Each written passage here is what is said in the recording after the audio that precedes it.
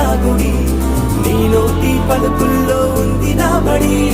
పుడుతూనే నీ ఒడిలో పాపనై పడి, నీ పేరై మోగింది గుండె సవ్వడి. అమ్మైనా నాన్నైనా నువ్వేలే వెంకటేశ్వర.